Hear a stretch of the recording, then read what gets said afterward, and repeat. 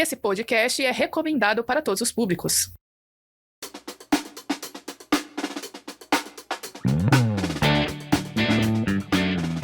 Olá, eu sou Vinícius e a ciência é sempre confiável. Alguns pesquisadores é que não são, né? Olá, aqui é a Maura e claramente o Vinícius roubou a frase que eu tinha escrito no início do roteiro e aqui vai o meu protesto.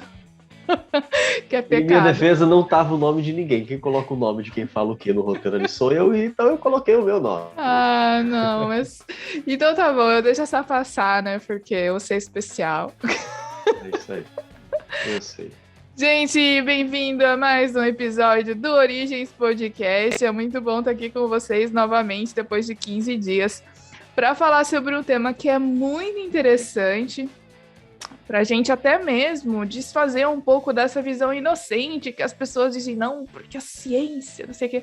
Não que, como o Vinícius falou, a gente não deve confiar na ciência, né? As pessoas é que são meio complicadas e a gente deve sempre confiar desconfiando. Mas, Vinícius, antes da gente começar o nosso tema aqui, fala pro pessoal das nossas redes sociais, nossos recadinhos de sempre. Ah, sim, com certeza, porque é lá que você vai encontrar a gente, né? Nós estamos em todas as redes sociais, quase todas, né? Mas você encontra a gente no Instagram, encontra a gente no Facebook, no YouTube, onde você pode ouvir e assistir essa gravação, por exemplo. Ver aqui as nossas carinhas bonitas. E todos esses lugares você vai encontrar com Origens Podcast. Você vai encontrar nos agregadores de podcast também, no Anchor, no Google Podcasts, Apple Podcasts, no Deezer, no Spotify. E tem mais coisa aí também que eu nem lembro. É só jogar lá Origens Todo Podcast, todo lugar. Eu acho que só Twitter que nós não estamos ainda. Não, é muito Mas trabalho. pode procurar, que você vai achar a gente lá, Origens Podcast. Aí você vê a famosa tartaruguinha fossilizada lá, com fundo amarelo, só tem nós. E aí você pode acompanhar e seguir a gente de perto, ver as novidades que nós estamos lançando, como esse episódio agora, por exemplo. Mas antes de começar o episódio, eu tenho que dar um salve aqui especial, porque eu descobri quem foi a primeira pessoa, o primeiro ser que curtiu o nosso episódio anterior. E ele veio falar para mim, eu fui dar aula para ele, porque é um aluno meu. Então deixa eu mandar um abraço aqui pro Gustavo. Cara, valeu pela sua dedicação aí, por ter acompanhado a gente, por ter acreditado em nós, por ter seguido as nossas recomendações. E hashtag drama e mais drama, e valeu, é isso aí. Não faz mais que Continue nos obrigação. acompanhando. Aquela moral com o professor.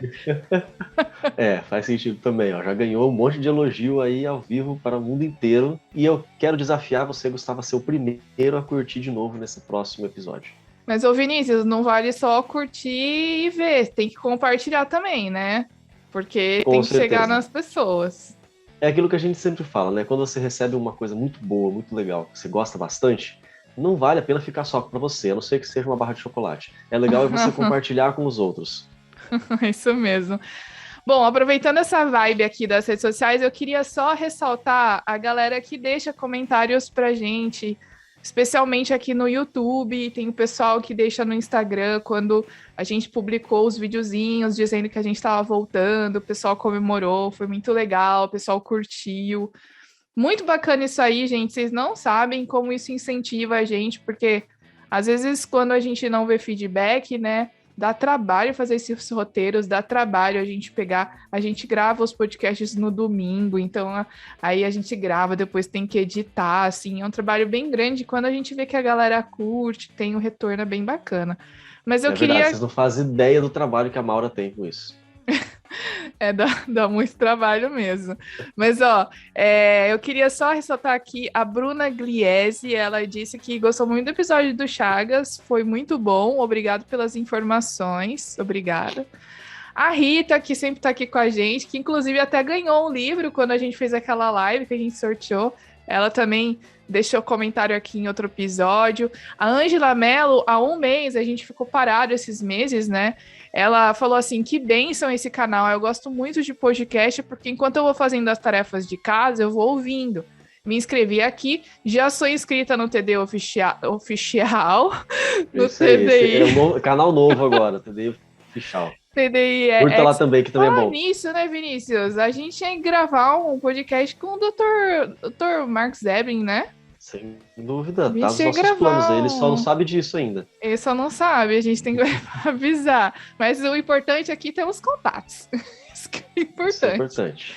E disse aqui que segue todos os canais TDI, da Adalto Lourenço, Marcos Eberlin, e também, enfim, assiste um monte de coisa. Tem gente aqui, cadê o podcast novo? Top. Enfim, é muito legal ver que vocês curtiram os episódios nesse nosso período de ato, a galera no Instagram. Então, isso é muito bacana. Continue e não só compartilha no seu Face, nas redes sociais, indica para os amigos, compartilha os Spotify aí nos stories e marca a gente para a gente ficar sabendo. Mas 2 recados aqui, Vinícius. Primeiro, eu lancei meu canal aqui no sábado, né? Então, Muito bom, por sinal. Eu assisti. Sensacional. O Vinícius, ele não é nada tendencioso, gente, tá bom? Mas eu confesso que eu gostei, porque eu confesso que o canal é muito bom. Então tá bom.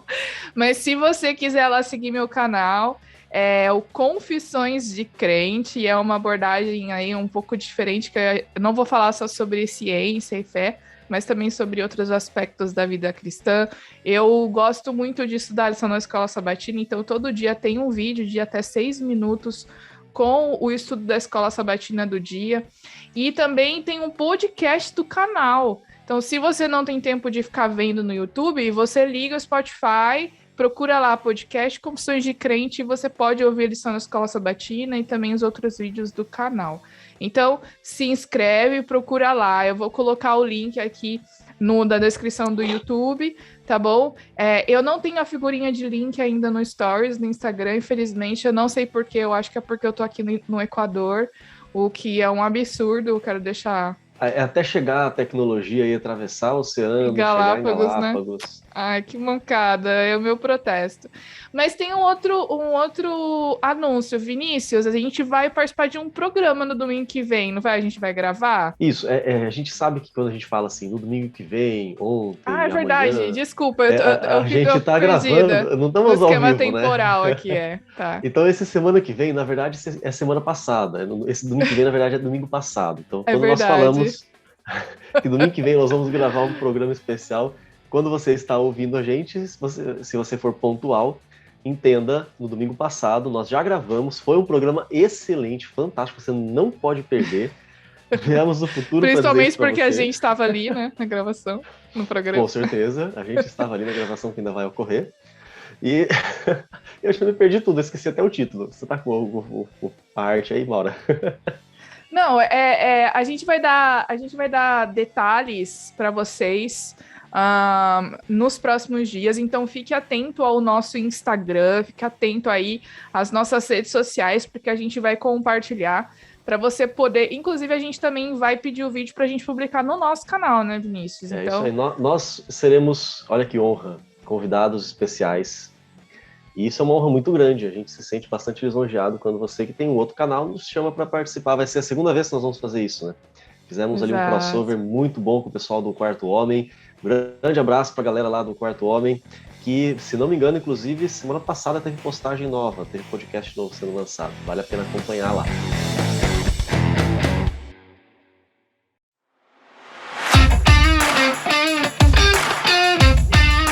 Maura, diz pra gente aí o seguinte, já que nós estamos falando sobre confiança ou desconfiança, a gente pode falar de uma palavra, vamos resumir isso aí em uma palavra, fraude.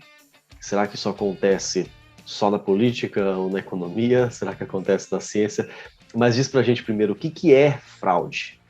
Então, né, você que já está ouvindo o nosso episódio, você já viu pelo nome que é fraudes na ciência. Então, a gente buscou, nesse episódio, falar de alguns episódios em que cientistas fraudaram as evidências, fraudaram as pesquisas e causaram muitos prejuízos, tá bom? E isso não foi sem querer, foi totalmente intencional e por querer mesmo. Mas a fraude em ciência, ela é definida, como é muito claro, pela intenção de enganar comparada com o erro ou a falta de cuidado, que é essa falta de atenção. E ela é comumente classificada em 3 categorias. Fabricação, que é a invenção, falsificação ou plágio, tá bom? Lembra, gente, que todas as referências que nós vamos usar no nosso episódio estão disponíveis. A gente sempre fala, não confie na gente, verifique nas referências, tá bom? Para vocês, até porque a gente tem pouco tempo e não tem como colocar todas as informações aqui. Mas, Vinícius, começa... Bati aqui. Vinícius, começa falando pra gente da primeira e mais clássica fraude na ciência. Essa daqui é ótima. Essa a gente vai sempre observar quando se fala de qualquer coisa de fraude na ciência, vai aparecer esse cidadão. Mas antes de falar o nome dele, eu vou falar da historinha. Vamos contextualizar. Porque assim, você viu que a gente gosta de começar falando a definição, a gente gosta de dar um contexto, para não acontecer aquele famoso erro que a gente vai chamar de anacronismo, que é quando você quer entender algo que não é do nosso tempo ou do nosso contexto, mas usando a nossa visão do nosso tempo e do nosso contexto. Quer dizer, você tira completamente seja o objeto, ou seja o acontecimento, seja o evento, seja a fala, você tira completamente ali do contexto em que foi feito ou falado. E aí você desvirtua, você tira completamente o significado. Isso é um tipo de fraude. Isso é muito errado. Então, quando a gente começa uma discussão, é bom a gente falar assim, peraí, vamos lá, esse termo que você está falando significa o quê? Porque muitas vezes, para você, significa uma coisa, para o outro significa outra coisa, e vocês começam a brigar falando exatamente a mesma coisa, um e o outro. Por isso é bom a gente fazer essa definição. E o contexto também, para a gente entender o que está acontecendo. As coisas são muito mais do que simplesmente, ele fez uma coisa e descobriu, de repente, que milagre, uma maravilha da natureza, enfim. As coisas têm sempre uma história por trás. Isso é muito legal da gente ver. Então, começando em 1912, Charles Dawson, ele era um arqueólogo amador, e ele alegou ter descoberto, finalmente, o elo perdido da evolução humana entre o homem e o macaco. Quando a gente fala evolução entre o homem e o macaco, espero que você já tenha entendido, que a gente já falou isso várias outras vezes, que nós não defendemos que o macaco virou homem. O macaco e o homem, de acordo com a teoria da evolução, eles tiveram um ancestral em comum, é disso que nós falamos. Mas, enquanto nós encontramos fósseis de diversos símios, e encontramos fósseis dos humanos, muito dessa linha evolutiva ainda permanece completamente um mistério. Então, Charles Dawson descobriu ali um achado, e ele falou assim, eu achei um ponto que está ali no meio dessa linha. Agora vamos poder comprovar essa hipótese, né? Vinícius, mas assim, antes da gente continuar, eu acho importante a gente explicar para o pessoal o que é elo perdido. Porque, assim, né, hoje em dia é até errado a gente ficar falando desse elo perdido. Parece que a gente está falando de um filme do Indiana Jones, né? o mais correto é forma de transição ou fóssil de transição. Explica para o pessoal o que é isso. Quando você ouve o paradigma que é predominante hoje em dia na ciência sobre a evolução das espécies, você aprende que todos tiveram ali a sua ancestralidade comum, todos vieram de um ancestral só. Essa foi uma das principais ideias defendidas por Darwin, e todos os seguidores de lá para cá. Teve algumas outras pessoas, mas vamos deixar só no Darwin, isso é assunto para outro podcast. Ele não tirou essa ideia inédita completamente, né? Ele definiu melhor e publicou. Então, de lá para cá, a gente tem esse entendimento pela teoria da evolução. Todas as espécies que nós vemos hoje, elas vieram, voltando no tempo, né, na sua linha evolutiva, de um único ancestral. Conforme as condições ambientais, conforme os acontecimentos que iam acontecendo, porque que bom. Aconteceram. Isso aí. Pleonasmo na veia. E mutações, repetição, redundância, eventos genéticos, surgimento de novas informações, especiação. O indivíduo ele começa a ocupar um novo ambiente, começa a desenvolver determinada estrutura, ele começa a adaptar para uma condição nova e ocupar mais ambientes e por aí vai. Então, aquele organismo ele vai se diferenciando em outro. Isso de maneira muito grosseira, e seria cientificamente até errado a gente falar dessa forma, mas é aquela ideia de que a amebinha ela virou um peixe, que depois virou um anfíbio, que virou um réptil, que virou uma ave, ou depois virou um mamífero. Essa linha evolutiva, claro que nisso tem muito chão, né? Muita coisa passando por ali. Mas a gente encontra o peixe e a gente encontra o anfíbio. Isso tudo está nos fósseis. O que a gente não encontra? Todas essas formas transicionais, essas formas de transição entre o peixe e o anfíbio. Porque se o peixe continuou o seu processo de evolução até que uma das suas formas fosse o anfíbio que a gente encontra, então a gente tem que encontrar os fósseis não só do anfíbio e do peixe, mas de todas essas formas de transição. E esse é um dos questionamentos que a teoria da evolução recebe. Por que a gente não encontrou nenhum deles até hoje? Aí que entrou o Charles Dawson. Ele falou assim, ó, eu achei uma dessas formas de transição entre o símio lá atrás e o ser humano de hoje. Na verdade, Vinícius, só uma coisa aqui importante é que tem cientistas que falam que existem essas formas de transição, principalmente em relação a alguns animais, por exemplo, como a evolução do cavalo, né? Aí, em relação à evolução do peixe para o anfíbio, tem o Tiktaalik. Inclusive, a gente pode até chamar o Danilo para vir falar com a gente a respeito do Tiktaalik, porque afirma-se que ele seria a forma transicional do peixe para o anfíbio, para os primeiros animais que conquistaram o ambiente terrestre, mas algumas coisas aí são bem questionáveis, né? Muitos poréns ali. Então, até porque quando a gente fala de ciência histórica, é complicado a gente falar, bater o martelo, né? Mas continuando. É como quando a gente fala, por exemplo, do mamífero que voltou para a água, e aí os mamíferos marinhos, baleias, por exemplo, eles tiveram essa origem. Depois que o mamífero conquistou o ambiente terrestre, ele voltou para a água. E aí você teria as patas se diferenciando em nadadeiras. Mas os fósseis utilizados para demonstrar essas formas transicionais, nenhum deles tinha a tal da nadadeira. Né? Eles mostravam uma parte do tronco, alguns tinham parte dos ossos da cauda e das nadadeiras faltando. Então, ainda acaba sendo um mistério.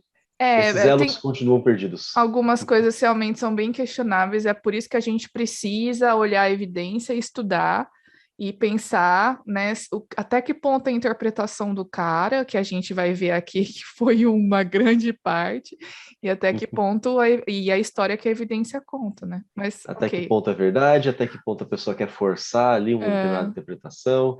E esse foi exatamente o caso do Dawson. Ele encontrou, de acordo com as suas alegações, um crânio, e esse crânio tinha feições humanas. Então falou, olha, tem a ver com um humano, não é exatamente igual, tem alguma coisa diferente, mas parece muito com o ser humano, então provavelmente está nessa linha evolutiva. Ele achou isso naquelas camadas de rocha do Pleistoceno. Se você procurar, né, no Google ali a coluna geológica, uma daquelas camadas é o Pleistoceno. Então foi ali que ele encontrou isso foi na Inglaterra, né, em Sussex, perto da vila de Piltdown. Aí agora, alguns já conhecidos já sabem de quem nós vamos falar. Ele ficou conhecido como o Homem de Piltdown. Dawson, ele escreveu para um curador de geologia do Museu de História Natural, na época, que era o Dr. Arthur Smith Woodward, quase acertei o nome dele de primeira, e falou desse achado dele. Ele falou que era um achado tão importante que poderia, inclusive, rivalizar com a importância de um fóssil alemão que já era conhecido, que era uma mandíbula que pertencia ao Homo heidelbergensis. Olha! Esse eu consegui falar. Uau, eu gosto dos nomes que isso! Esse tá solteiro, gato? Não. Culpa sua. Boa. Ok. Saiu bem. Eu espero que todo mundo que nos ouça saiba que nós dois somos namorados. Né? O conhecimentos básicos de origem desse podcast, pessoal. Com certeza. Que a importância dessa tal mandíbula é que seria a primeira espécie humana a viver em ambientes frios, a se adaptar em ambientes frios. E isso foi um achado muito importante na Alemanha, e aí o Dawson falou, ó, eu achei algo que pode ser tão importante quanto, se não mais. Isso era algo extremamente de grande interesse para a comunidade científica, né? Desde lá da época das publicações de Charles Darwin, não necessariamente só do Origem das Espécies, ele escreveu outros livros, ele escreveu Descent of the Man, em 1871, que ele falava especificamente dessa linha evolutiva do Homo sapiens. Enfim, dada toda essa importância, ele estava todo contente com essa divulgação desse fato. Estava no hype da teoria da evolução, né? Então, vem o boom da Origem das Espécies, aí depois ele publica A Descendência do Homem, né? Que é esse Descent of the Man. Ele publica A Origem das Espécies em 1859, esse Descent of the Man em 1871, que, por sinal, é uma obra racista. que ele chama alguns índios, ou como os aborígenes, por exemplo, como se eles fossem formas mais primitivas da evolução do homem, como se o homem branco ele fosse o mais evoluído. Hoje ele seria cancelado no Twitter. Mais ou menos, né? Porque a gente sabe que ele tem os seus... ele tem os seus Os passadores de pano, seguidores. né? Não é bem assim. Sempre tem. Mas quando você observa a fundo a ideia dele, ele vai dizer que essa evolução, ela continua e você consegue observar ela em andamento, inclusive nas raças, nas diferentes raças e por aí vai. Exato. Então, inclusive, isso deu até ideia do darwinismo social, que inclusive, fazendo nosso merchanzão aqui, né? Nós temos um episódio que a gente comenta... Quando deu ruim na ciência. Quando deu ruim. Um dos primeiros Origens Podcast. Foi o terceiro ou quarto episódio lá. Aquela primeira série que a gente comentou sobre ciência. Volta lá e ouve. Darwinismo social, vale a pena rever essa parte aí. Mas beleza, vamos continuar aqui, Vinícius. A gente tá assim, tipo, viajando hoje muito. Mas é gostoso, né? E hoje que a gente lembra, também, né? Então... Faz o link, assim, das coisas, dos assuntos que são relacionados. Igual o Chagas com o Homem-Aranha. foi ótima a sacada ali do Chagas com o Homem-Aranha. Muito boa. Inclusive, deixa eu só abrir outro parênteses, desculpa. Eu ia colocar essa errata. Temos bastante parênteses ainda para colocar. Eu ia colocar essa errata no início do episódio, mas eu acabei esquecendo. Eu comentei no episódio passado que o Aranha lá, aquele brasileiro da ONU, ele foi responsável pela formação da Organização das Nações Unidas, mas na verdade não foi isso. O Oswaldo Aranha, ele foi muito importante no estabelecimento do Estado de Israel. Ele foi um diplomata brasileiro e que foi muito importante nessa negociação para a fundação do Estado de Israel, que é aquela coisa do pós-guerra muito louca depois, né? Então, teve esse brasileiro que foi bem importante, só corrigindo aqui o erro do episódio passado. Mas agora a gente já fecha parênteses e já pode voltar. É isso aí, porque o nosso compromisso é com a verdade. Com certeza. Então, o Charles Dawson, que fez aquele achado incrível, de acordo com ele era armador, mas ele chamou um profissional, o Dr. Arthur Smith Woodward, curador de geologia do Museu de História Natural. E eles passaram a trabalhar juntos, eles fizeram outras descobertas, eles continuaram escavando naquela região e encontraram 2 molares, dentes, uma mandíbula, fragmentos do crânio e algumas ferramentas primitivas que eles sugeriram que era do mesmo indivíduo. Então, ali o indivíduo e as suas ferramentas. Ajuda até a entender o comportamento, que era um indivíduo que utilizava ferramentas. Olha só que importante. Woodward fez, então, a reconstrução dos fragmentos do crânio e ele tinha a hipótese de que essa evidência ela apontava para um ancestral humano de cerca de 500 mil anos atrás. Eles anunciaram a descoberta do encontro de sociologia, aliás, da Sociedade de Geologia, em 1912. E essa história, ela foi, depois dessa apresentação toda eloquente, ela foi aceita pela maior parte dos seus colegas.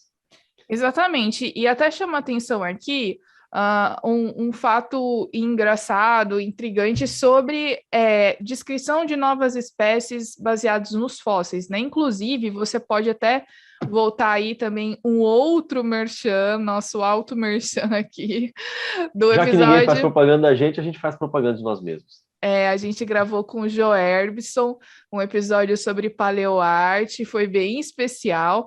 E assim, a questão é que eles não acharam o esqueleto todo, né? E isso é muito improvável na paleontologia. É muito difícil você achar um fóssil que foi preservado completamente. Esses fósseis completos, esses animais preservados, eles são realmente bem raros. O que normalmente são achados são pedaços de crânio, fragmento de mandíbula, dente, são as garras. Por quê? Porque essas catástrofes que foram responsáveis por formar esses fósseis, né? Por exemplo, nos dinossauros, foi um negócio muito louco. Então, os animais eles foram desmembrados, né? E a gente que é criacionista, a gente acredita no dilúvio e tal, foi um evento muito louco. Então, os animais não ficaram inteiros. Quando a gente fala dos fósseis dos hominídeos, né? Nos prováveis hominídeos aí, você imagina o quanto tempo que aqueles ossos ficaram ali, aí tem os animais que passam por ali e desorganizam, e aí, tipo, é bem complicado você realmente é um trabalho de quebra-cabeça, né? Tem muitos fatores envolvidos, né? Fica muito muitas, difícil você confiar em um fator só. e muitas lacunas, elas são preenchidas com base nos modelos de animais ou da anatomia humana que a gente sabe hoje, né? Então, é feito essa extrapolação, que até certo ponto pode ser admitida, mas chega uma hora que é bastante imaginação. Mas, enfim, né? Então, a gente precisa ter uma ideia desse aspecto, né? Que é muito importante. Então, realmente é verdade que a gente pode ter essas boas noções do indivíduo por causa desses fragmentos de esqueleto, mas não é nem de longe suficiente, né, para a gente fazer A gente essas pode dar um afirmações exemplo, por exemplo, categóricas. eu estou Um fazendo exemplo, por muitas palavras exemplo, repetidas hoje. eu que Isso é gosto de usar, por interessante. exemplo, você está me imitando. Observando um dente, você tem uma diferença muito gritante entre o dente de um ser humano, um molar, por exemplo, que é aquele que fica lá atrás, que serve para moer, você aprende lá na escola que ele moe os alimentos, fica batendo assim, vai moendo, e um dente de um tubarão, que tem aquele formato bem pontiagudo e a base bastante larga até, comparada com todo o dente. Então, se você encontra só um dente, você consegue olhar esse dente, ele tem a base larga e a pontiagudo. Opa, não é um dente de um ser humano. Ele vai ser um dente de um tubarão. Então já vem na tua cabeça um formato padrão. E ele não vai ter pernas, braços, cabelo, não vai usar óculos, enfim, não vai ser um ser humano. Não vai ter as feições de um ser humano, porque você já sabe que aquele dente ele não é um dente de um ser humano que você encontraria no ser humano. Você encontraria no tubarão. Mas esse processo tem limites. Por exemplo, você não tem condições de dizer se era um tubarão. Assim, estou falando de maneira bem grosseira. Você não tem condição de dizer, a princípio, se ele era um tubarão martelo, se era um tubarão tigre, se era um tubarão branco, se era um megalodon, se era não sei mais o quê. Ah, mas os dentes deles são diferentes. Mas e se for um filhote de megalodon e um branco adulto? Eles não têm alguma similaridade? Então você tem que procurar outras características para poder dizer realmente qual era aquela espécie, qual era o formato, se a cabeça dele lembrava um martelo, se era mais pontuda ou se era enorme. Então, simplesmente achei um dente pontiagudo, é um tubarão, mas que tubarão? Então você tem que procurar outras coisas, você tem que procurar outros fósseis para completar esse quebra-cabeça. Teve outros casos parecidos com esse que também envolveram fraudes, mas nós vamos falar mais à frente ou em outra ocasião. Voltando para esse caso, você observa que outros pesquisadores continuaram procurando. Lembra que eu falei da camada que era o Pleistoceno? Então, se eu encontrar outras camadas do Pleistoceno ao redor do mundo, então eu devo encontrar talvez essa mesma espécie. E encontraram realmente outros fósseis na China, na Indonésia, na África. E olha só que interessante, nenhum deles tinha as mesmas características peculiares, aquela combinação encontrada em Piltdown. Era único aquele. Quando chegou em 1949, com o desenvolvimento de mais tecnologia, novos métodos de datação, um outro especialista geólogo também do Museu de História Natural de Londres, Dr. Kenneth Oakley, ele descobriu que aqueles artefatos, aquelas ferramentas, elas tinham apenas algumas centenas de anos. Elas eram da Idade Média. Lembra que ele tinha sido datado em 500 mil anos atrás. Então agora não, é só algumas centenas de anos. Então é impossível que se aquelas ferramentas pertenciam de fato àquele homem de Piltdown, então esse não era mais a forma de transição, porque nesse período já existia Homo sapiens. Esse já foi um grande baque ali naquela história toda. Depois dessa inconsistência, um outro biólogo, também antropólogo, Dr. Joseph Weiner, algo parecido com isso, e um anatomista especialista nessa área, Wilfrid Legros Clark, os dois eram da Universidade de Oxford, eles trabalharam junto com o Dr. Oakley para testar a idade dos achados de Piltdown. E quando descobriram os resultados, eles mostraram que aqueles fragmentos do crânio e os fragmentos da mandíbula eram de pelo menos duas espécies diferentes. Opa, acendeu uma luz vermelha ali. Uma era um humano, a outra era um outro tipo de primata. Provavelmente um orangotango. Aí o pessoal já começou a ficar com a pulga atrás da orelha, né? Eles conseguiram demonstrar que foram usadas lixas para deixar aqueles ossos e os dentes com a aparência de humano e aparentar ser mais velho do que realmente era. E aí também submeteram a substâncias químicas para ter esse mesmo resultado, para parecer que era mais velho. Isso tudo foi descoberto com esses novos achados. E eles também descobriram que aquele local e os restos que foram plantados em Piltdown, eles foram encontrados, o próprio local foi pintado para parecer também mais antigo. Quer dizer, todo um cenário foi montado para dar suporte àquela farsa que o Charles Dawson estava. Com outras tecnologias como ressonância magnética, porque hoje em dia fica muito mais difícil de você falsificar, né? Eles usaram essas técnicas para descobrir que aqueles ossos eles foram recheados. Então, ressonância magnética, você sabe que é aquele tipo de análise que você enxerga por dentro sem abrir, de maneira bem, bem simples aqui. Eles descobriram que os ossos foram recheados com cascalho, para que eles parecessem mais pesados, para parecer mais como fósseis, né? Quando você tem o processo de petrificação, que é essa fossilização em que os componentes orgânicos eles são substituídos por minerais, então ele vai ficar mais pesado. Se você já teve a oportunidade de segurar um fóssil na mão, fóssil de um peixe, por exemplo, ele é muito mais pesado que o peixe. É uma rocha, né? É uma rocha, ele se transformou numa rocha, ele foi mineralizado, ele foi petrificado. Aquilo que era material orgânico foi substituído por minerais, então ele se torna mais pesado. Como fazer isso com um osso que não é um fóssil? Taca cascalho dentro, foi isso que eles fizeram. E esse cascalho tem a mesma composição do local de Piltdown onde os outros fósseis foram encontrados. Quer dizer, o Dawson realmente ele montou todo um cenário ali para enganar muita gente e realmente ele conseguiu enganar muita gente. Que ano foi que ele publicou a sua descoberta? 1912, né? 1912. Esses achados de fraude começaram em 1949. Então Foi você tem aí depois que ele morreu. pelo menos 37 anos em que as pessoas simplesmente acreditaram nele porque ele falou. E pronto. Isso é muito, muito complicado, muito perigoso. Não acredite em algo que alguém falou simplesmente porque ele falou. Vá atrás das benditas fontes. E ver também o que outros pesquisadores dizem, né? Por isso a importância da gente ter os artigos científicos que são revisados por pares, por pessoas da mesma área, especialistas, que vai passar pelo crivo ali, né? Agora, por que o Dawson, ele teria feito essa fraude, né? Por que ele teria feito toda essa encenação? Bom, tem alguns motivos. Alguns que são aventados aí, algumas razões, podem ser o desejo que ele tinha em ser reconhecido pelo seu trabalho e fazer parte da Royal Society em Londres. Ele e a sua esposa enviaram mais de 50 cartas para a sociedade pedindo esse reconhecimento, mas nenhuma dessas cartas teve a resposta que eles esperavam, né? Então, eles ficaram aí, tiveram que apelar, né? Os documentos, fotos e os achados originais, eles ainda estão preservados no Museu de História Natural de Londres. É por isso que, ao longo do tempo, os pesquisadores puderam revisitar esses achados e fazer todos esses testes que o Vinícius falou, porque ficou tudo preservado no museu. Mais pesquisas, olha só. É aquela coisa, né? A pessoa às vezes não tem a competência necessária para conseguir uma publicação. Às vezes não é nem questão da relevância do trabalho dele, é a exigência que a revista que publica pede. Não alcança e tenta, manda, não aceita.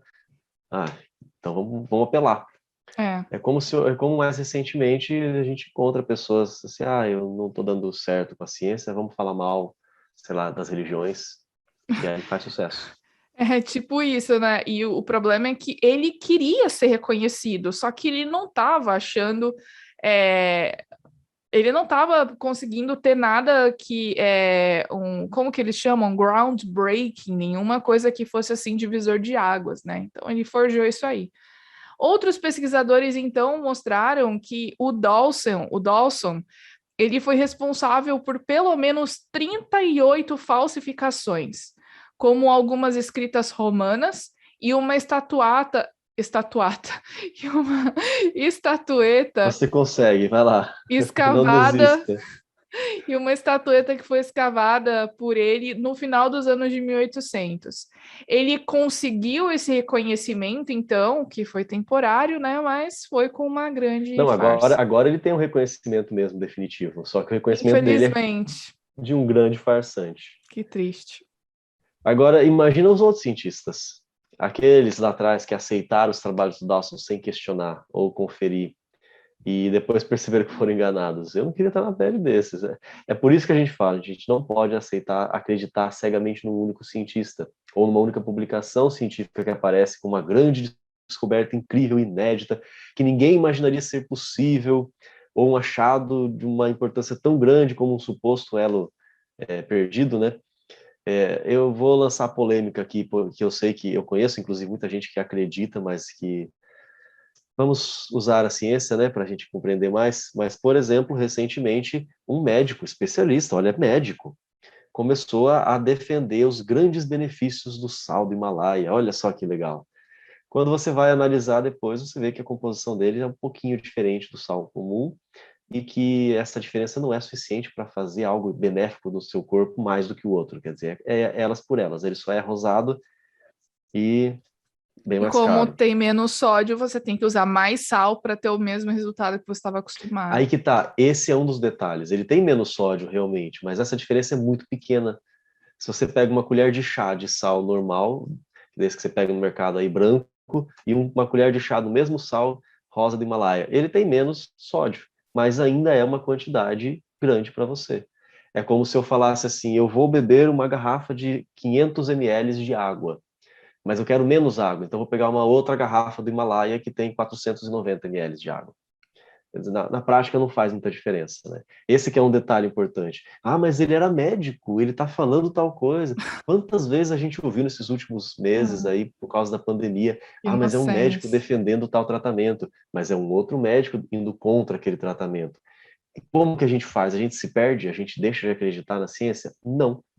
Você vai comparar as evidências de cada um. Vai que algum deles está fazendo uma farsa como essa. Nós vamos falar de outras farsas daqui para frente. Tem mais algumas aqui. Aí você consegue não ser enganado.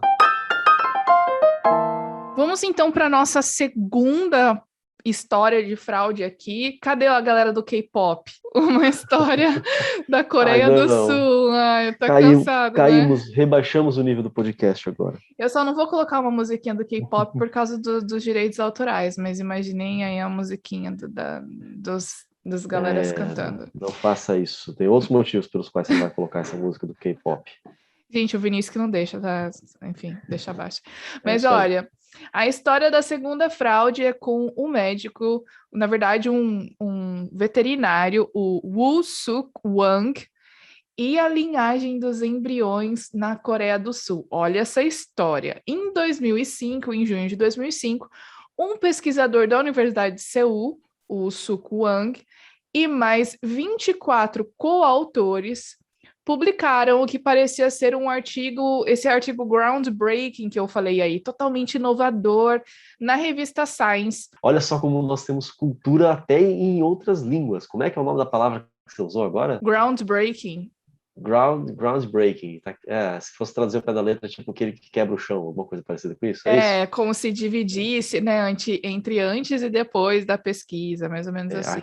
Em português, nós falamos de um divisor de águas. Em inglês, eles falam divisor de chão, de solo. Exatamente. Groundbreaking. Groundbreaking. Isso aí, olha só, cultura. Muito bom. Eu estou brincando isso porque eu também não conhecia essa palavra. Aprendi agora. Valeu.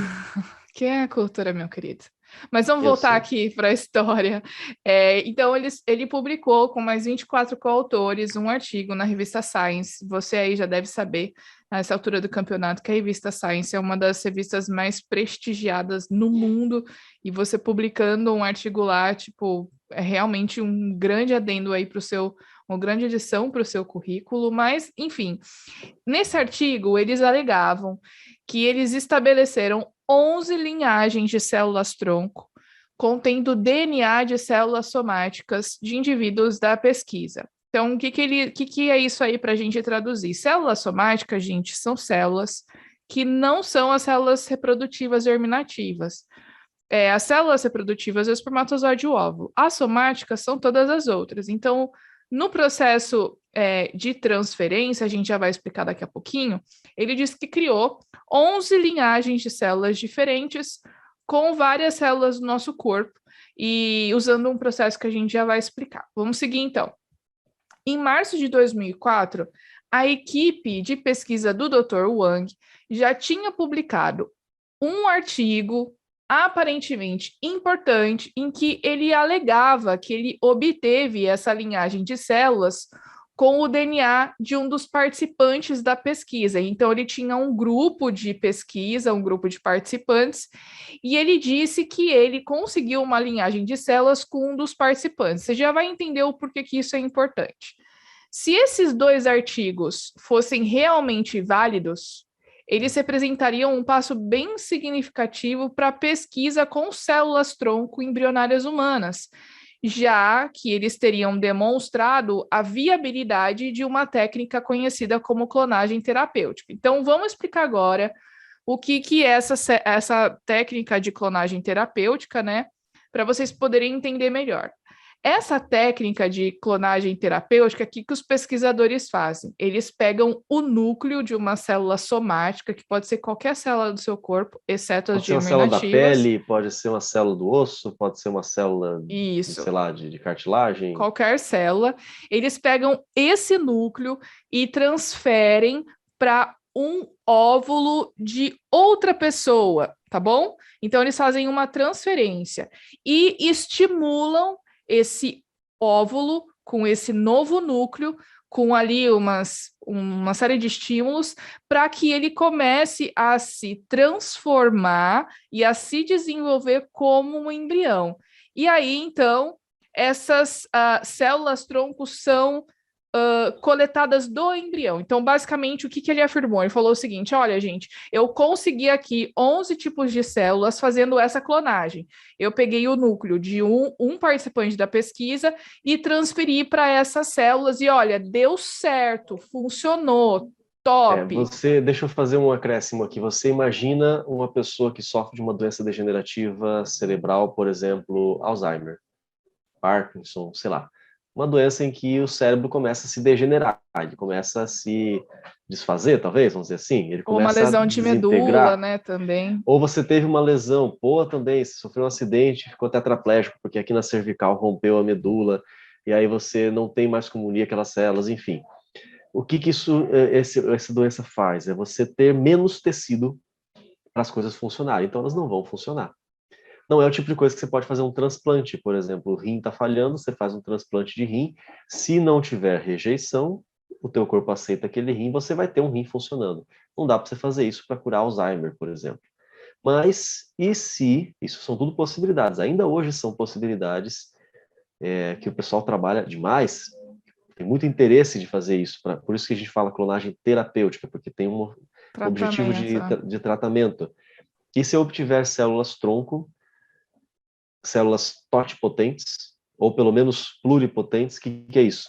Dentro de cada célula do teu corpo você tem o DNA. O DNA, essa molécula, ela tem toda a receita de todas as funções, todos os produtos que o seu corpo faz. Em cada célula do teu corpo você tem aqueles 23 pares de cromossomos, todos ali vão dizer qual é vão dar a receita, vamos dizer assim, para cor do cabelo, para cor do olho, para o formato do teu corpo, para qual proteína você produz, seja numa célula do sangue, seja numa célula do osso, o que vai se manifestar numa célula de cartilagem, o que vai se manifestar numa célula muscular, o que vai estar silenciado no neurônio, o que vai estar silenciado, enfim. Tudo isso está em todas as suas células. Então, ali você tem DNA, só que uma parte desse DNA está inativado. Por exemplo, no teu neurônio, está inativado aquela parte do DNA que vai ensinar a célula a produzir actina e miosina, que são proteínas para contração muscular. Não é músculo, é neurônio, então essa parte está silenciada. E a parte que produz neurotransmissores está ativa.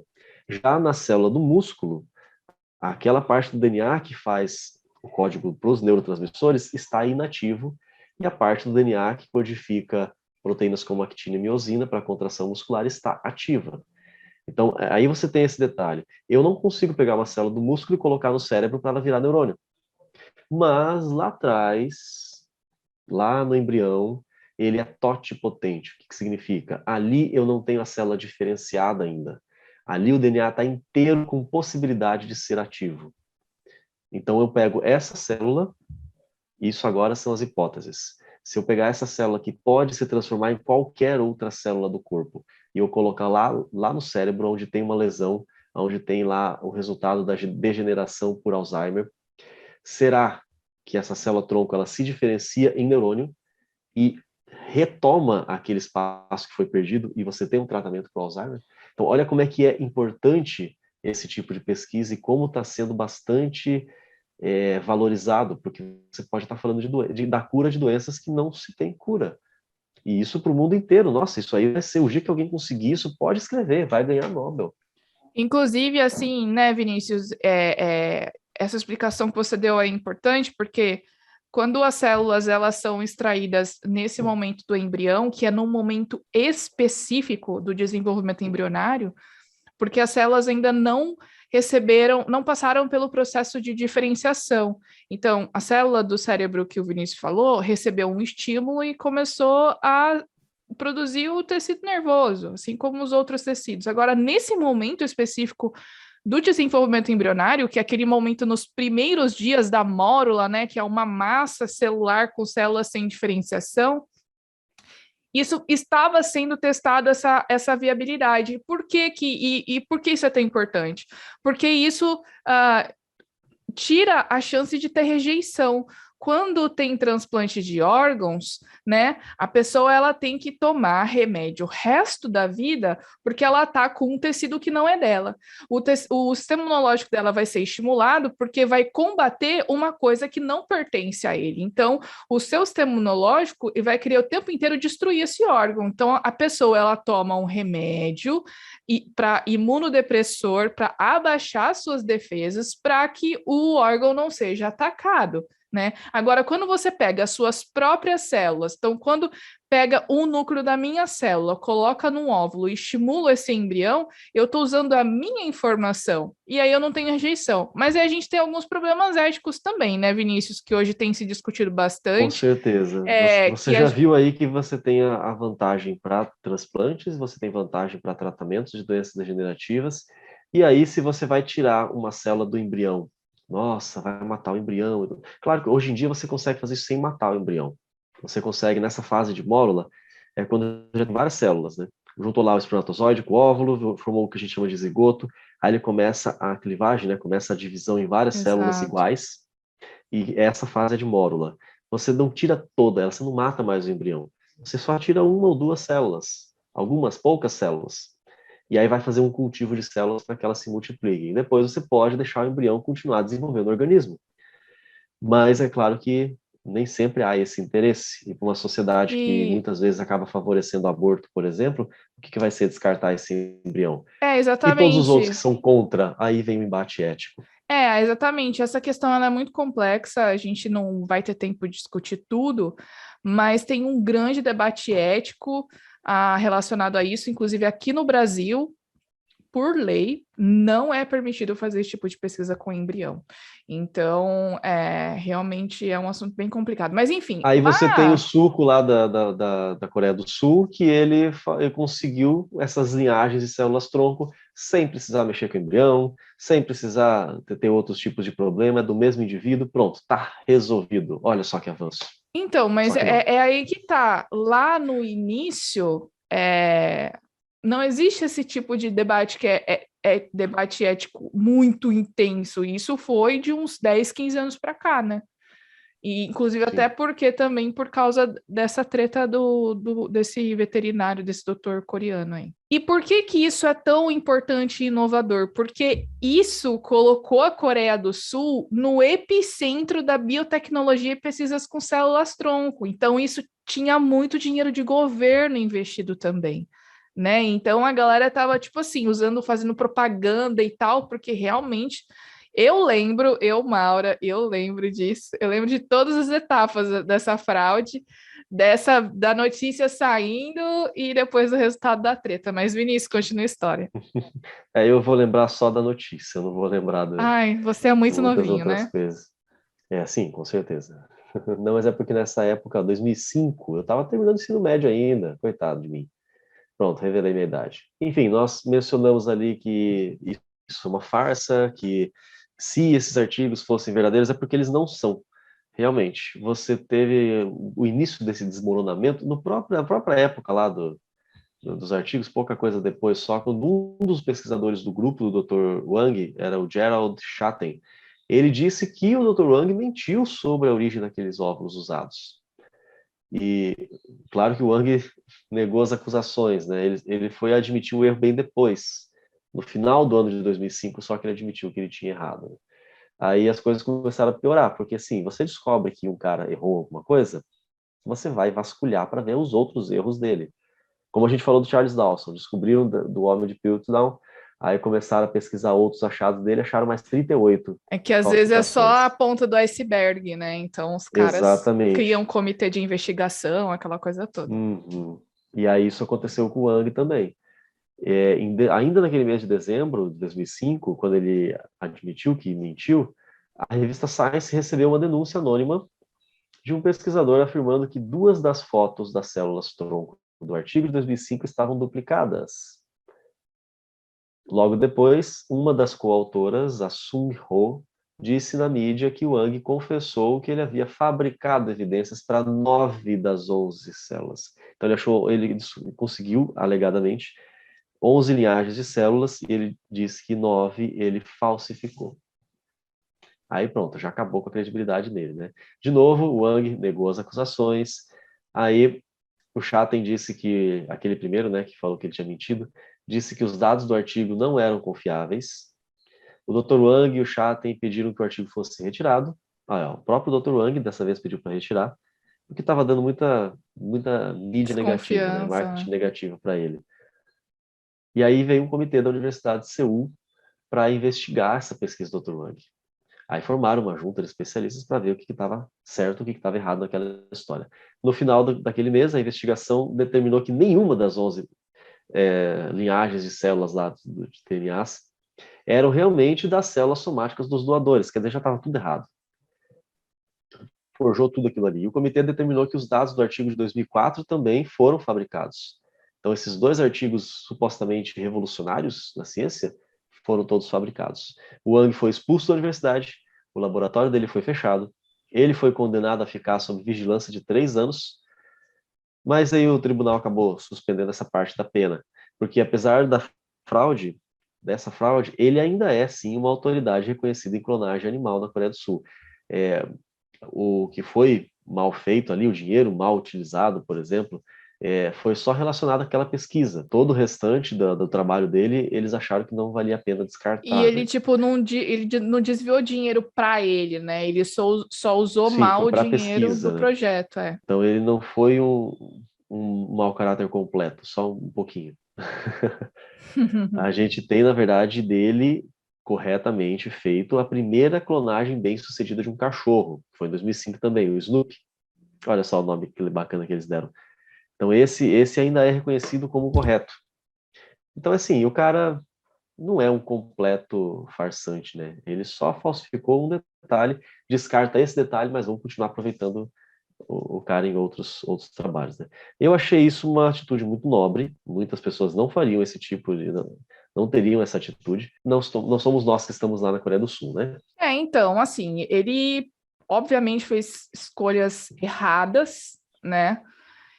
Mas ele continuou fazendo a pesquisa dele, o que é totalmente, assim, a fato dele ter feito a falsificada é totalmente condenável, né? Mas ainda assim, hoje na Coreia do Sul é possível você fazer clones de cachorros. Inclusive tem uma atriz americana chamada Barbara Streisand que ela fez um clone de uma cachorra dela, que havia morrido, e hoje ela tem 2 cachorrinhas que são clones. Então as pessoas realmente virou um comércio lá, e essa clínica teve uns investidores que investiram aí no doutor, e aí isso pelo menos é bem sucedido e realmente é um comércio importante. Essa aí, Esse gente, processo de clonagem é um processo um pouco parecido com o que aconteceu com a ovelha Dolly, né? é Famosa no final basicamente da o década de mesmo, 90. né? É o mesmo.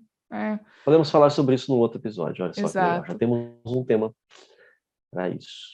Que consiste em pegar o núcleo da célula do cachorro, colocar no óvulo de um cachorro também e estimular para que o embrião se desenvolva, né? Então, eles fazem isso tranquilamente hoje na Coreia. Essa fraude, gente, do doutor,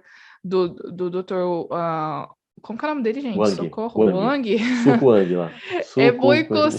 Foi considerado o pior escândalo desde o Homem de Piltdown, porque a promessa de inovação desse artigo era muito grande, gente. Criou muitas esperanças para muitas pessoas, principalmente por causa da utilização e tratamento de doenças, né? E se isso fosse verdade, muito provável que ele ganharia, que ele ganhasse aí que ele ganharia ou que ele ganhasse, não sei já a conjugação dos verbos, Que ele prêmio fosse Nobel. laureado com Que ele a fosse premiação lá, do Nobel. ok, Olha só que isso, chique, olha, nossa. nessa hora da tarde ou da noite, já nem sei mais o que é. E, inclusive, gente, vamos deixar bem claro aqui que essa clonagem terapêutica, ela não tem objetivos de reprodução. O objetivo realmente é apenas obter essas células para fazer tratamentos desses pacientes para que eles não tenham a rejeição contra esse tecido, tá bom? Então, é importante a gente ressaltar isso. Essas pesquisas estão sendo feitas. É muito importante porque realmente é um tipo de tratamento que, se um dia realmente for largamente utilizado e der certo, tiver um protocolo para isso, realmente tem potencial para salvar muitas vidas. E a gente vai de novo falando de fósseis, mas agora vamos viajar para o Himalaia. Algumas fontes vão dizer que essa é a maior fraude científica do século XX. O geólogo e paleontólogo Vishva, esse eu não sei como é que se pronuncia, Vishwa. Eu acho que é Vishwagupta, O Gupta, indiano. vamos ficar com o Gupta, pronto, o Gupta tá Gupta. mais fácil. Ele é geólogo e paleontólogo. Gupta, Dr. Gupta, nem sei se é doutor, deve ser, da Universidade de Punjab, na Índia. Ele, por 25 anos, ele estava encontrando, descobrindo e catalogando fósseis do Himalaia. Na realidade, haviam sido adquiridos de coleções de várias partes do mundo. Já vamos direto aqui para o veredito dele. Ele buscava esses fósseis nas coleções e falava assim, isso aqui foi lá do Himalaia. Ele chegou a publicar 455 artigos. No meio acadêmico, científico, artigo científico é a moeda, vamos dizer assim. Então ele é um cara bem rico em prestígio científico. 181 desses era apenas dele, ele era sozinho. O único autor. Por exemplo, eu, Vinícius, eu tenho 4 artigos publicados em revistas científicas de alto impacto, mas eu não sou único em nenhum deles. Eu sou coautor desses, eu não sou nem o principal. Eu fazia parte Você é da o equipe. et al. Eu sou o et al. Olha só que coisa séria. Estava junto, contribuindo na pesquisa. Ai, que tristeza. Um deles foi, inclusive, publicado esse ano, e foi a continuação do meu trabalho de mestrado, né? Você contou aqui já no eu episódio. posicionei e a colega lá deu chute, fez o gol. Foi o final da conclusão do doutorado dela, ali na USP, e começou com o meu mestrado da Unesp lá mesmo. Mas como ela terminou, ela expandiu e terminou, ela foi a principal autora, eu fui o coautor. Então, muitas vezes é assim que funciona.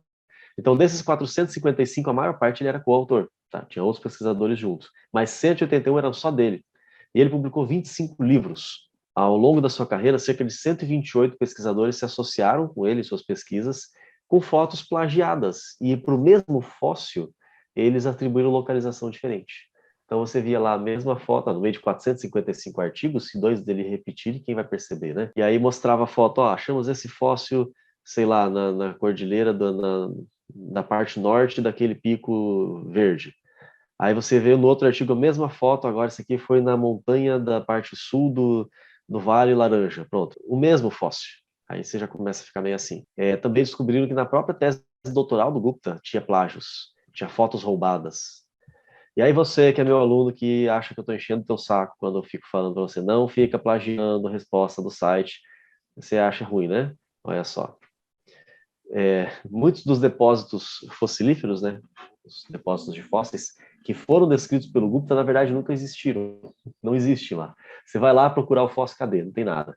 Frequentemente ele viajava até o sítio paleontológico, e não realizava o trabalho de campo.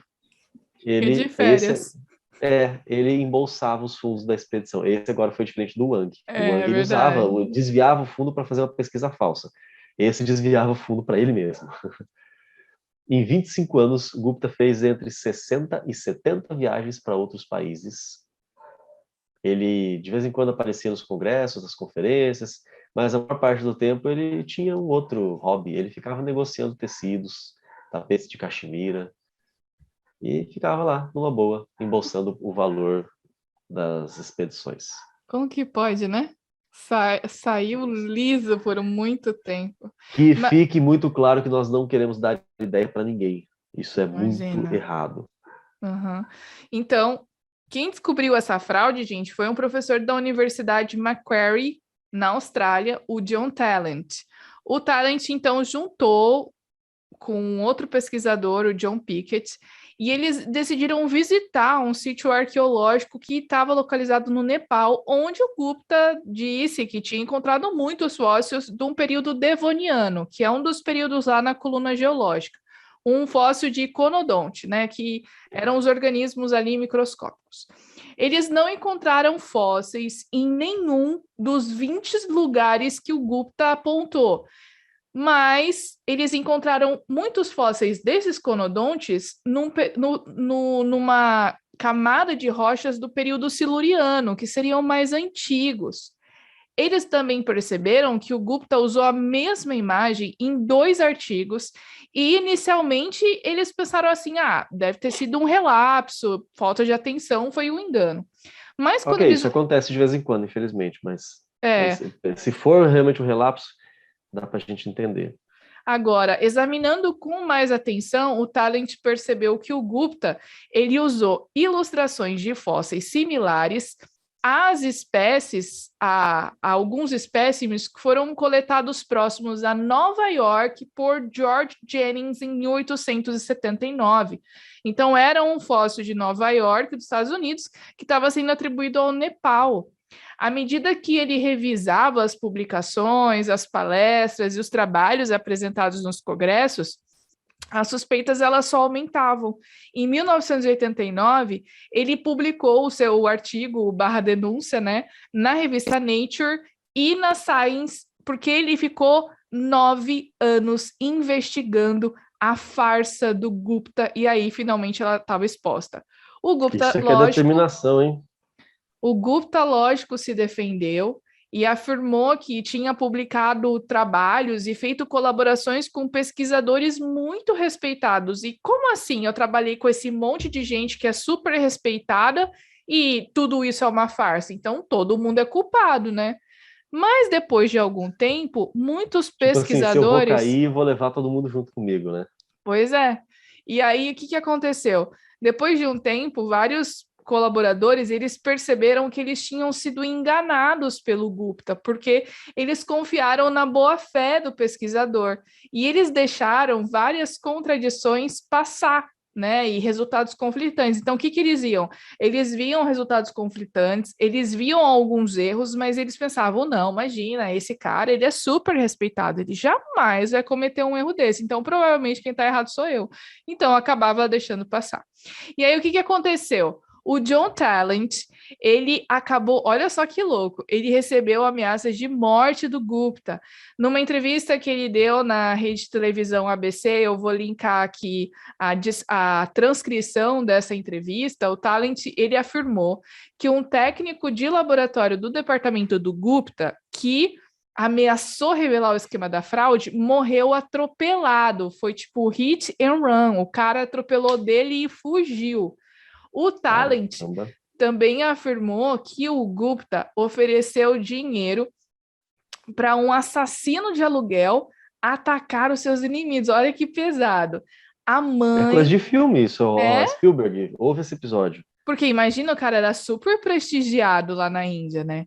A mãe de um dos coautores do relatório publicado pelo Talent também acabou se ferindo gravemente, também num acidente automobilístico. Ela ficou super ferida, seriamente ferida, e ela quebrou várias costelas. Muito pesado, senhor Caramba. Gupta. E sabe o que aconteceu? Muito pouco, na verdade. A farsa foi comprovada depois de 4 anos de investigação e a Universidade Punjab deu uma punição bem leve. Ele não receberia aumento de salários, não ia fazer parte de comissões administrativas e só. Mais nada. Quer dizer, tudo isso que o cara fez, ele só não vai aumentar o salário, não vai fazer parte de comissão administrativa só, mas pode continuar fazendo tudo que você faz. Essa decisão, inclusive, fez com que a própria universidade tivesse sua credibilidade científica afetada e perdesse financiamentos. O Gupta, e foi o crime compensa, porque ele só foi se aposentar em 2002, normalmente, como qualquer outro, com todos os seus altos benefícios. De acordo com o paleontólogo Juan Carlos Gutiérrez Marco, esse foi um retrocesso de 25 anos no conhecimento da biogeografia do Himalaia.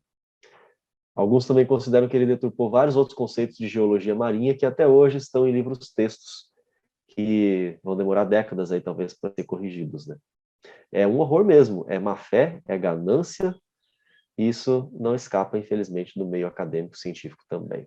Você imagina o tanto de gente que já não usou esses 400 e poucos artigos em referências dos seus Nossa artigos, Senhora. essa reação em cadeia? É muita coisa. Eu acho que nem vai ser possível você identificar todos os estragos, toda a amplitude desses estragos. Vamos então para mais uma história, a nossa quarta história de fraude, que também envolve fósseis, tá bom? É engraçado como isso é recorrente, né? Até porque, como a gente falou, muitas vezes os fósseis não são achados de forma completa, então você precisa trabalhar com quebra-cabeças. Então, muitas pessoas se aproveitam disso para juntar um osso de outra coisa para tentar fabricar algum resultado plausível. Mas a gente vai falar agora do Archaeoraptor lianoginensis, né? Que seria, olha só, seria o falso elo perdido, entre aspas, ou a falsa forma de transição na evolução entre os dinossauros e as aves. Olha essa história recente, aconteceu em 15 de outubro de 99. A revista National Geographic se preparava para fazer um anúncio quentíssimo com o com Tarefa de casa. Como é que é o nome agora? Até eu esqueci o programa do Luciano Huck lá. Soletrando, estardalhaço. Com o estardalhaço, eles anunciaram, então, a descoberta de um novo fóssil com penas que foi achado na China, que era uma quimera, né, ali entre os dinossauros e as aves. Um time, então, de paleontólogos amadores, entusiastas e a equipe editorial estava por trás da nomeação da espécie do Archaeoraptor lianoningensis. A descoberta sairia, então, na capa da edição da revista em novembro.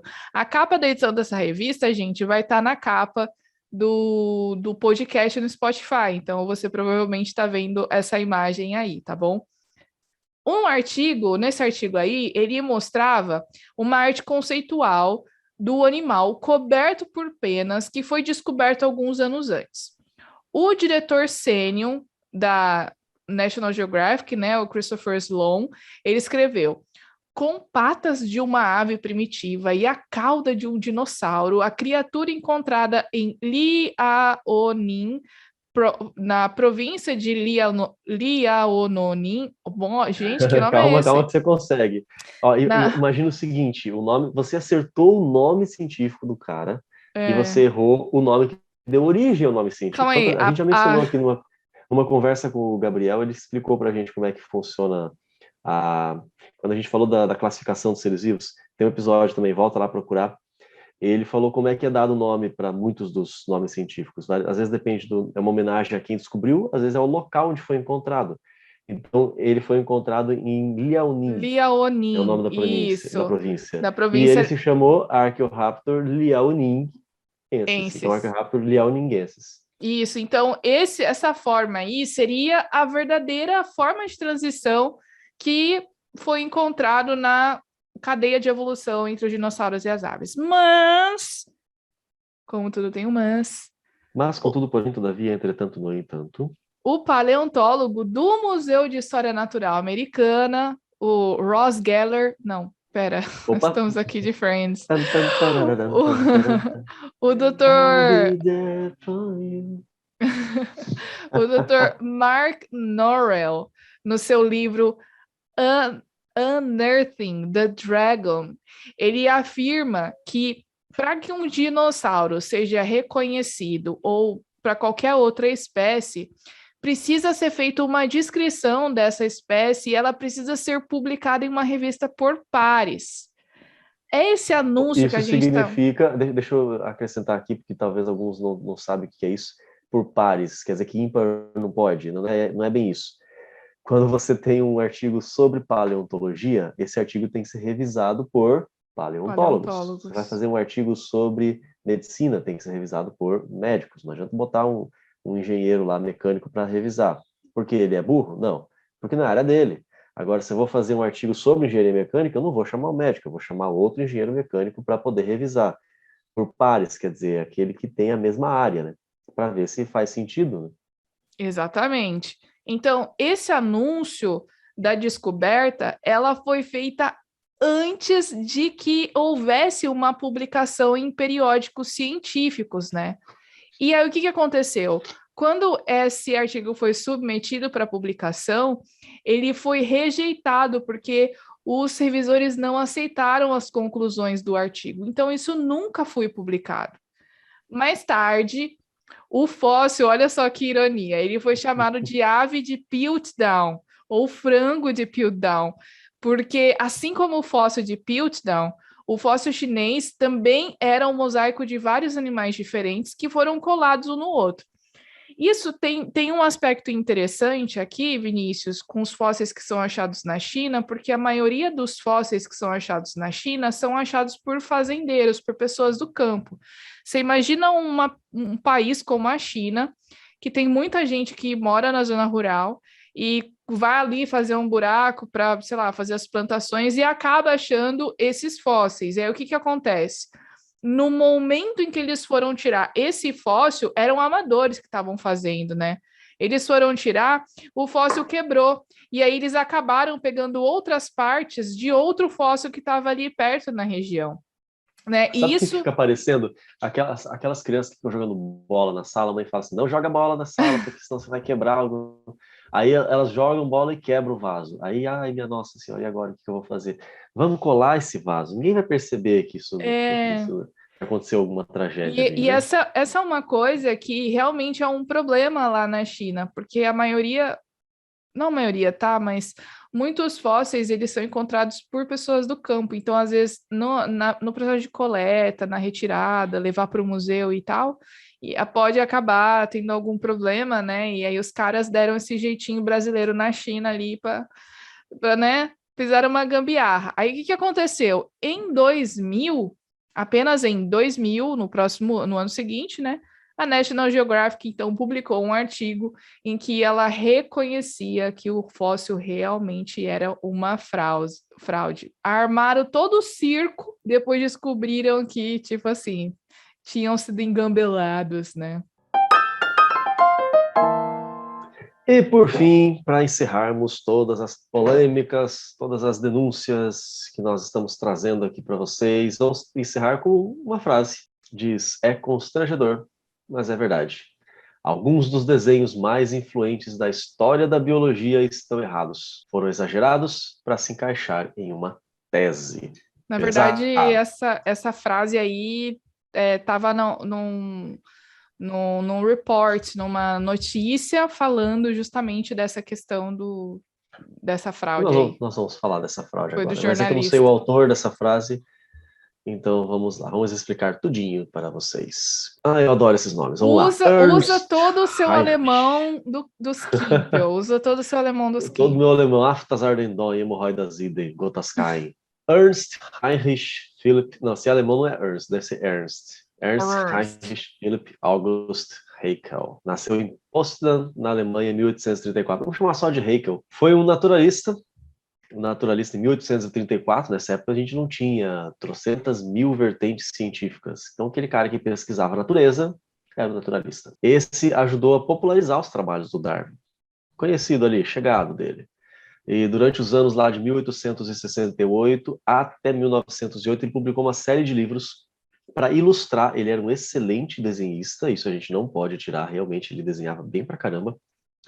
E ele ajudou a ilustrar os estágios embrionários dos vertebrados. Foi ali que ele trabalhou bastante, no desenho dos embriões. Hoje você tem fotos, você tem imagens, você tem pesquisas que mostram o embrião real ali, mas em 1800, né, século XIX, você não tinha essas tecnologias, você precisava de alguém que desenhasse para você poder ilustrar, né? E ele fez esse papel. Ele também defendia a tese que ficou conhecida com a frase ontogenia recapitula a filogenia. São duas áreas de pesquisa.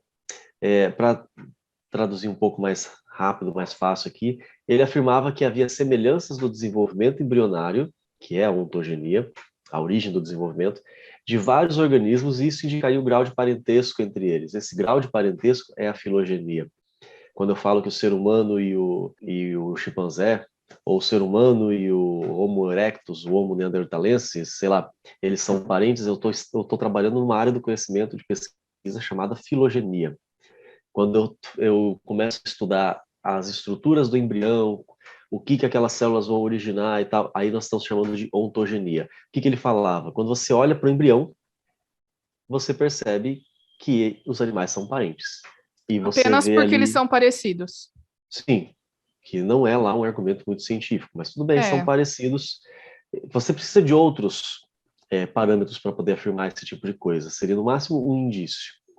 E ele falava que o embrião, por exemplo, do ser humano é parecido com o embrião do chimpanzé, que é parecido com o embrião do orangotango, que é parecido com o embrião do outro. São todos eles da mesma família, porque os embriões são parecidos. Mas e além? Ele dizia que o embrião do ser humano, o embrião do cachorro, o embrião do peixe, o embrião de organismos completamente diferentes na fase adulta, os embriões são todos parecidos. O que isso mostra? Que eles vieram de um mesmo ancestral. Essa era uma afirmação que ele fazia. Então, esses desenhos comprovavam a hipótese do Darwin. Mas ele fazia uma segunda afirmação. Ele dizia que durante o estágio embrionário, você recapitula o desenvolvimento evolutivo daquela espécie. Ou seja, se eu, ser humano, eu fui evoluindo realmente ou a espécie, né? A espécie humana evoluiu a partir de um outro mamífero, que evoluiu a partir de um réptil, que evoluiu a partir de um anfíbio, que evoluiu a partir, enfim. Você vai observar durante as etapas do desenvolvimento do embrião do ser humano formas parecidas com todas essas anteriores. Então, em algum momento do desenvolvimento embrionário humano, você vai ter um embrião com formato parecido com o embrião de um peixe. Um pouquinho depois, você vai ver o embrião com formato parecido com um anfíbio. E assim por diante, como se ficasse ali registrado no desenvolvimento do embrião toda a sequência evolutiva daquele organismo. Essa era a hipótese também que o Haeckel defendia.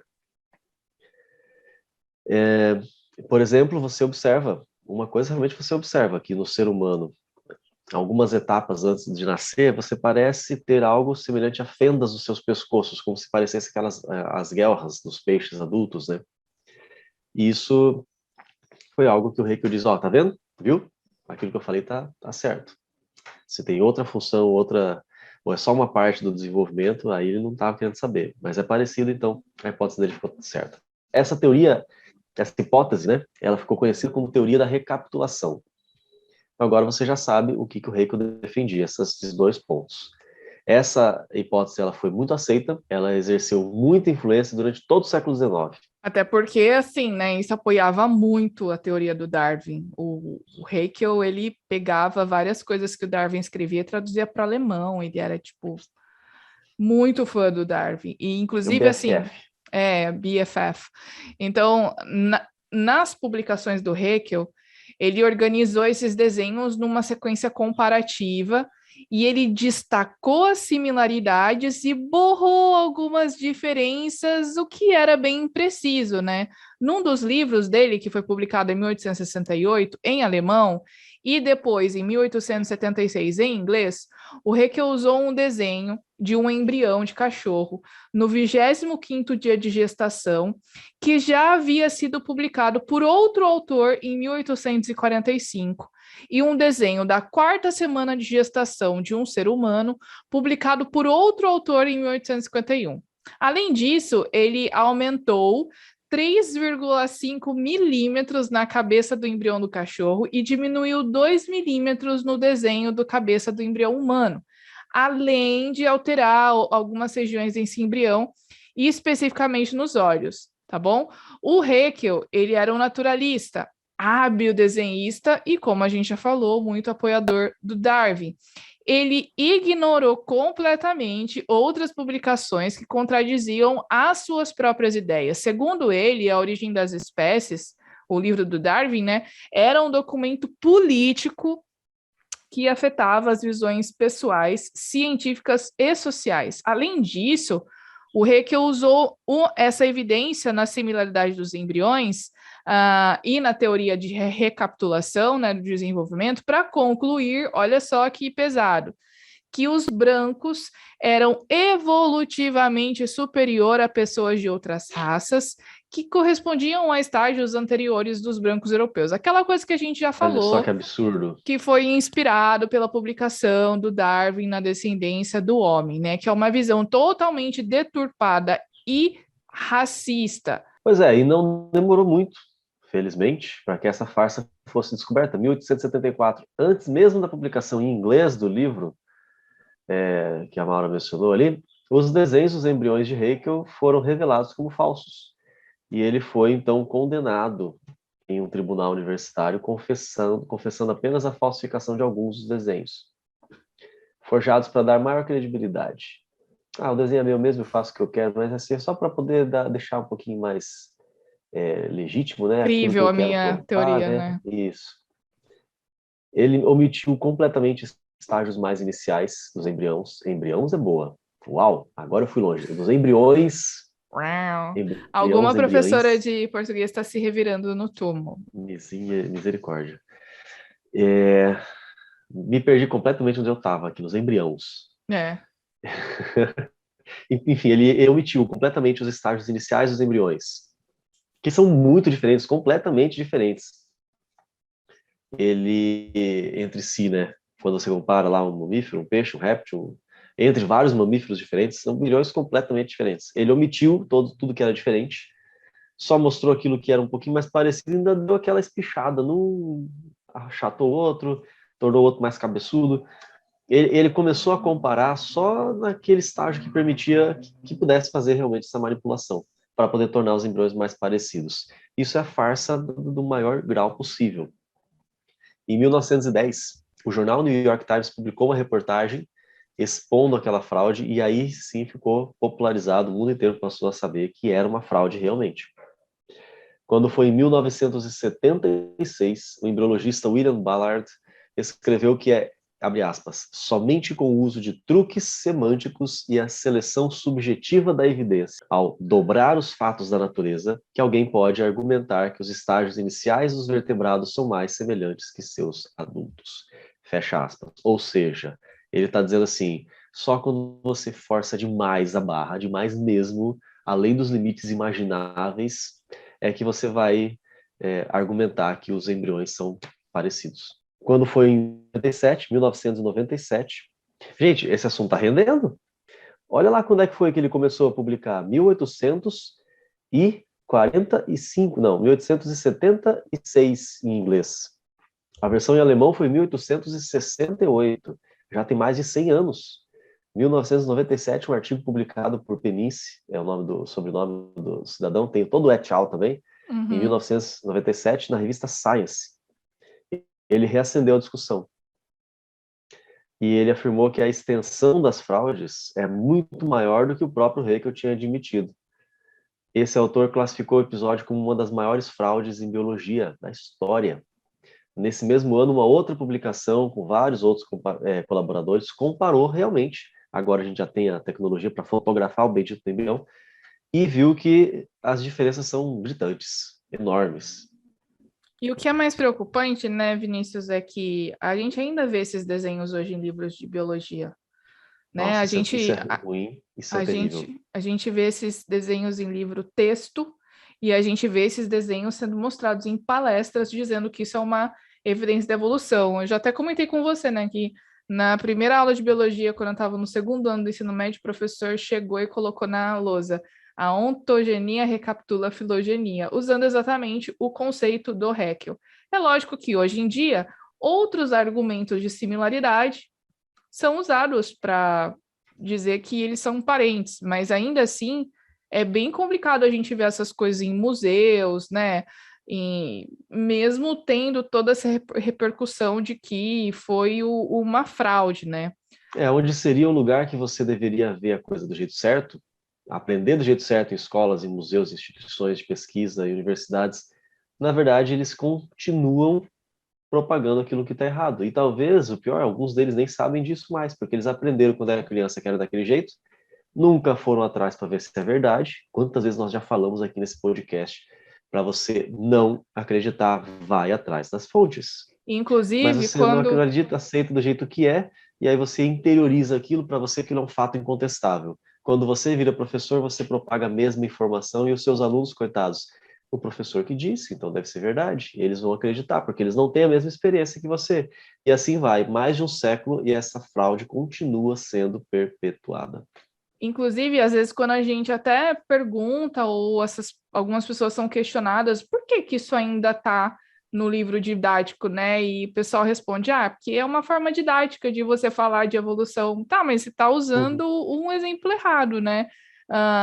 Só para representar esse pensamento, o Robert J. Richards, num artigo que ele publicou na Biology and Philosophy em 2009, ele argumenta que essas acusações, elas são baseadas em pressupostos falsos para ter uma campanha aí de descrédito para o Haeckel, né? E, inclusive, dizendo vamos lá, que esse é um argumento criacionista, né? É um argumento que é muito usado pelos criacionistas e estão só por causa disso, como se os criacionistas tivessem inventado isso.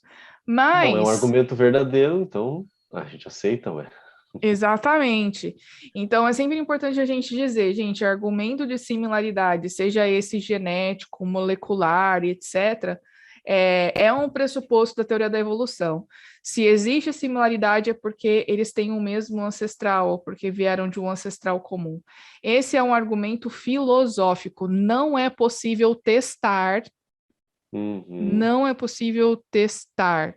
Tá bom? Em não passa por aquele milhões de princípio da anos. falseabilidade, que é o que a gente sempre vê em ciência. A gente, né, Vinícius, assim, tem evidência que realmente, quando você observa eventos de especiação, você vê que realmente indivíduos do mesmo gênero, por exemplo, eles têm similaridade.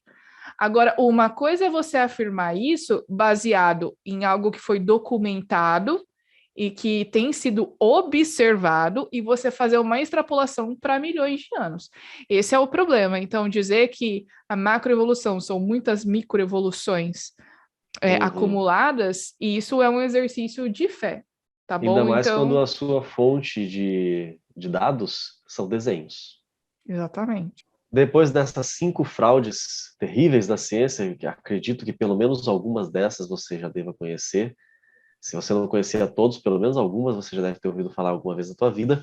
Agora você já sabe que há um contraponto, vá atrás, leia, estude, pesquise e veja se a gente está falando a verdade. Ou se a turma do passapano do Haeckel lá está falando a verdade, que é só uma conspiração, porque tadinho, ninguém gosta dele, e a gente quer maltratar, fazer bullying com o coitado. E não porque ele fez um monte de fraude lá atrás. Espero que você tenha gostado desse episódio. Particularmente foi um episódio que eu gostei bastante de fazer. Meu nível de energia aqui, como diria certo filósofo brasileiro, o brio está lá em cima. Recomendo também, se você deve saber de quem é, se não souber, me pergunte no privado. Inclusive, Vinícius, é bom a gente reforçar novamente o que você falou no início. Não é só porque a gente apresenta essas fraudes que aconteceram, e não são as únicas, tá, gente? Tem, assim, muitas centenas de pessoas que tentaram dar aquela engambelada. Não é só porque isso acontece que a gente vai desconfiar do conhecimento científico, tá bom? As ferramentas da ciência são muito confiáveis. As pessoas aqui não são. A gente aqui, né, bicho ruim mesmo. Aí que tá. E fuja daquele tipo de argumento assim, a ciência já comprovou que o sal do Himalaia faz bem para a saúde. Vou voltar de novo nessa história do sal. Eu sei que eu vou arrumar a briga com alguns aí, mas, gente, eu tô com a ciência do meu lado. Vai atrás também para você ver se eu tô falando a verdade ou se é realmente uma fraude ou se eu que tô errado. E aí me mostre se eu estiver errado, porque eu gosto de aprender e eu gosto de mudar as minhas opiniões se eu realmente estiver errado. Espero que você tenha gostado, espero que você tenha aproveitado bastante. A gente se encontra no próximo episódio do Origens Podcast e tchau. É isso, pessoal. Até a próxima. A gente se encontra. E é isso daí. Vamos começar? Eu ia falar alguma coisa, peraí. Tá bom. Tá. Isso é uma coisa muito legal de colocar assim no final, quando acaba tudo, tipo, erros de gravação. Vamos começar e você fica olhando pro nada, assim, contando os carneirinhos. Eu ia falar alguma coisa, mas tá bom. Então tá. Muito bem. Maura, diz pra gente aí o seguinte.